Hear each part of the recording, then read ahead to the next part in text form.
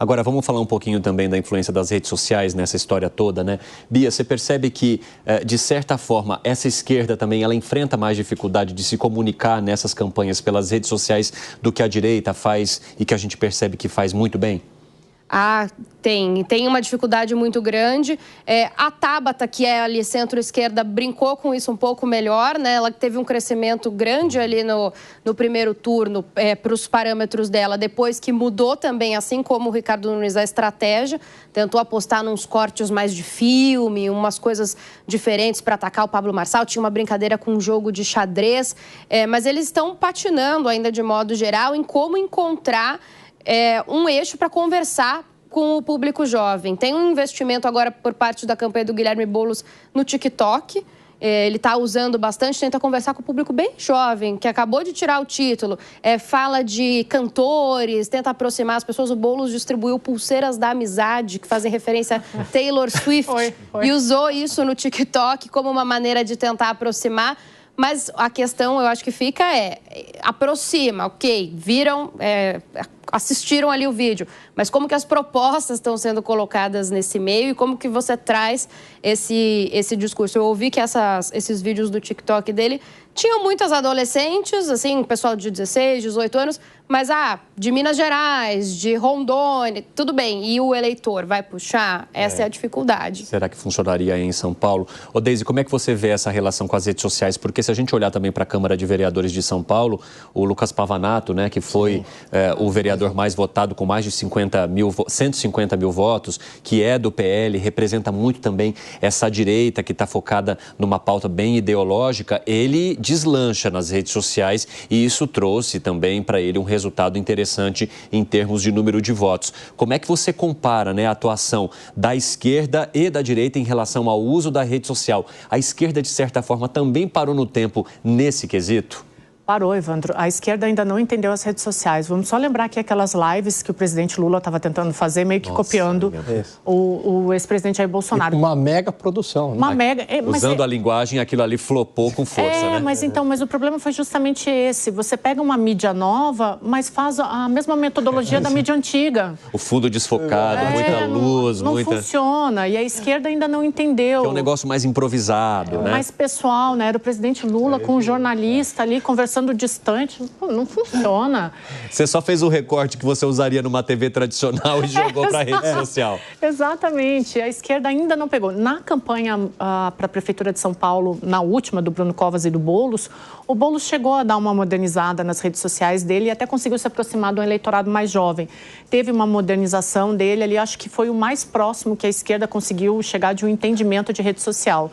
Mas essa tem sido uma característica da direita aqui no Brasil. A gente tem que lembrar que, por exemplo, esses vídeos de rede social aí, existem vários métodos para você pegar o eleitor. Então, por exemplo, tem a tal da questão dos 3 segundos, né? Se você não pegar o eleitor nos 3 segundos iniciais, esquece, ele vai passar para outro vídeo, né? Então, a informação ela tem que ser trabalhada de uma forma diferente, ela tem que ser atrativa. Mas aí o seu vídeo, o eleitor, ele foi ali, ele olhou só 10 segundos do vídeo. Esquece, aquele vídeo não vai aparecer mais, sabe? Então, tem toda a questão dos algoritmos. Isso foi uma coisa que o Pablo Marçal conseguiu entender muito bem. Ele entendeu a dinâmica das redes sociais, ele utilizou PNL para isso, né, Programação Neurolinguística, e ele fala, numa das entrevistas dele, ele fala que desde 2006 ele estuda esses microestudos, né, Paulo, que ele vai entendendo como que a educação ela vai para as redes sociais. Você não vê ninguém na esquerda fazendo isso, e aí você acaba perdendo o eleitorado jovem, né?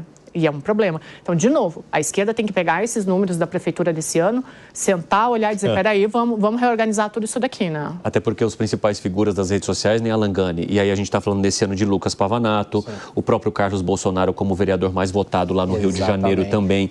Um cara que deslancha nas redes sociais. O Nicolas Ferreira nas últimas eleições como deputado. Todas as pessoas que tiveram votação expressiva, mas que fazem um trabalho muito intenso usando a internet. Exatamente. Além dos próprios políticos, muitos influenciadores, fenômenos de rede social, são identificados com a direita, né? Então, eles usam muito bem. E aí tem uma palavra que eu acho que é primordial. Não é a questão da edição, lógico que tudo isso importa, mas edição você paga um bom editor. Não é a questão de apenas uma propaganda e uma mega produção, mas tem uma autenticidade. Então, quando você olha para o Nicolas, independentemente aqui do juízo de valor que cada um faça do Nicolas, mas para o público dele, ele passa uma autenticidade. O Pavanato, ele passa uma autenticidade. Essa questão da autenticidade é muito forte. Por isso que a live do presidente Lula não passa essa autenticidade. É uma mega produção, mas você sabe que aquilo é artificial, é fake. O Bolsonaro, ali de chinelão, com a camiseta do Palmeiras, né, aquele cenário tosco, passava o quê? Uma autenticidade. Então, essa questão da autenticidade nos dias de hoje, ela é fundamental. Vamos lembrar que em 2018, ex-presidente Jair Bolsonaro ganha uma eleição com pouco dinheiro, mas muito focado em rede social. E ali o Carlos Bolsonaro teve uma grande influência, entendendo o papel da rede social. Pablo Marçal cresceu muito por conta das redes sociais, nada de braçada. Talvez não esteja no segundo turno porque descuidou com a questão aqui que a gente já discutiu do laudo falso, etc., né? Mas foi um candidato extremamente competitivo, sem tempo de televisão, mas focado em rede social. E sem tempo de televisão, Davi, ele também sem financiamento de campanha para o fundo partidário. Ou seja, a rede social foi ali o grande trunfo. De que maneira que é preciso compreender essa ferramenta para aquilo que está por vir? Olha, quando você vê as candidaturas utilizando rede social, é porque já começa errado lá atrás. Provavelmente chega alguém lá assim, vamos fazer uma licitação para contratar alguém de rede social. Vamos chamar a concorrência. Não é assim. Você tem que chegar e falar assim, ô Pavanato, você é o melhor cara, vem aqui já para a campanha do Nunes no segundo turno e vai ajudar a trabalhar e vai tomar conta da rede social. Você sabe fazer. Nicolas Ferreira, vem aqui, ajuda a gente. Você tem que chamar quem sabe fazer. Não é concorrência de agências, vamos escolher o melhor time. Não é assim que funciona. Então, é um mundo que é outra linguagem, é outra forma de atuar e, como bem disse o Alan Gani, precisa ter essa questão da originalidade, da sinceridade, porque senão você pode ter alcance, mas não converte em voto. Você tem que olhar em rede social quem é que tem não só alcance, mas quem conseguiu converter em voto. Aí é o caso do Nicolas, é o caso do Pavanato, é o próprio caso do Pablo Marçal. São pessoas que conseguiram converter em voto. Porque nós tivemos também nessa campanha influenciadores que não foram eleitos. Por quê? Porque você tem lá um público gigantesco, só que aquilo não vira voto. Aliás, um influenciador que foi um fracasso foi o da Atena. Está lá. Pois é. Um homem de televisão. 30 anos de TV. Começou lá com 12, 13 pontos nas pesquisas e acabou com 1. Então, não consegue virar voto. Então, não é só ser um bom influenciador, você precisa saber converter isso em voto. E essa é uma habilidade que você tem que conversar com quem está fazendo isso e não ficar chamando o time de marketing para tentar arrumar alguém para tomar conta da tua rede social. Eu acho que essa é uma grande diferença que os políticos precisam ter modéstia para aprender com os jovens a fazer isso, porque eles não sabem fazer. Porque a gente acompanha, por exemplo, né, Deise, o Pablo Marçal, sem nenhuma estrutura de partido, sem nenhuma estrutura de mídia tradicional, de tempo de TV, conseguindo chegar com 28%, pouquinho abaixo do Ricardo Nunes, por exemplo, que teve uma coligação gigantesca, o método mais tradicional de eleição, o maior tempo de TV, de alguma forma, alguma lição é preciso ser retirada dali, né? O Pablo Marçal, ele mudou muito as percepções que a gente tem dessa campanha, até em relação às redes sociais. O Shakespeare já falava, né? O mundo inteiro é uma cena. Quando você tem os meios de comunicação, principalmente as redes sociais, isso é potencializado. Então, é o que o Alan estava falando aqui. Não adianta você simplesmente não ter carisma nenhum, pegar um recorte ali e achar que está tudo bem, né? Você tem que se transformar no personagem que o eleitor quer. E o Pablo fez isso, né? O Pablo Marçal conseguiu entender toda essa dinâmica, ele conseguiu entender o que o eleitor quer, ele consegue entender o algoritmo das redes sociais, e aí isso acaba sendo uma grande metamorfose na política. Olha o absurdo, né? Porque quando começou a campanha, a gente estava se questionando se o tempo de TV ia derrubar o Pablo Marçal. Cara, não derrubou. De novo, assim, a gente não tinha visto isso numa campanha municipal. Ele só não se elegeu por um detalhe ali, foi uma porcentagem muito pequena. Então, a gente tem que começar a perceber que as redes sociais, elas estão no dia a dia. Você precisa estar nas redes sociais, você precisa aparecer. E um político, a gente fala tanto de liderança carismática, né? O político hoje, ele não vai mais conseguir trabalhar a liderança carismática dele sem uma rede social. Eu estava conversando com alguns candidatos e eles estavam me falando que... candidatos mais velhos, né? E eles estavam falando assim, eu não sei mexer em rede social. E eu percebo que eu perdi o eleitor mais jovem. Porque o eleitor mais jovem, ele não quer ir na paróquia me encontrar. Ele não quer ir na praça da cidade me ouvir falar. Ele quer a rede social e eu não sei agir na rede social. Ô Bia, como é que era a reação das pessoas e dos candidatos no momento de tete-a-tete, do corpo a corpo, em relação às redes sociais e a maneira como as pessoas também reagiam a esses vídeos? Porque eles eram filmados e gravados o tempo todo, mas eles sabiam usar da maneira correta essas participações? Então, tanto que surgiu um medo muito grande dos últimos 3 dias de campanha, de sexta acabava a propaganda eleitoral, né?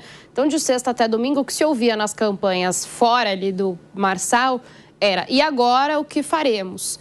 Porque eram 3 dias fora da TV e com a rede social toda para o Marçal. O Marçal tinha sozinho naquele perfil, que nem era o oficial dele, que o oficial tinha sido derrubado. Então, naquele perfil secundário, mais seguidores que o Ricardo Nunes, o Boulos e a Tabata juntos. Então, se formou ali uma tensão, né, naquele momento. E o que ocorreu é que eu conversei com algumas campanhas. Então tá, o que vocês vão fazer nesses 3 dias? A gente vai para a rua, a gente vai fazer carreata para falar com as pessoas. Mas é exatamente o que a gente ouviu agora. Nem sempre o corpo a corpo, ele vai converter em alguma coisa. E você percebe, assim, que a diferença da campanha do Marçal para as outras é gritante. A campanha do Marçal tinha ali, sei lá, 20 membros, todos com o celular na mão o tempo inteiro. Eles filmam tudo o tempo inteiro, ininterruptamente. Eles iam participar da sabatina aqui, era um mutirão. Exatamente. Para entrar nesse estúdio, aí não cabia todo mundo, parte tinha que ficar lá fora. Você não sabia, você cumprimentava a pessoa, você não sabia o que ela era, se ela era o assessor, se ela era o mídia. Se ela era o próprio Pablo Marçal, porque todos são os mídias e outras funções. E aí você tem um monte de câmera apontada para você, então assim, você calcula cada respiro que você vai dar, porque qualquer corte ali pode trazer uma sensação diferente daquilo que está acontecendo. Então, olha, vou dizer para vocês, viu? Pra gente na rua foi estranho, quem está acostumado a cobrir, a gente não está acostumado a ter os holofotes, os celulares virados para os repórteres, foi estranho. Mas você vê a diferença clara das outras. Eles estão ali, então, filmando o tempo inteiro, esperando acontecer alguma coisa para ter o que publicar. As outras campanhas não, é assim, eles estão lá, tem agenda, tem não sei o quê. Agora sim, vamos parar para gravar o vídeo da rede social. Entendeu?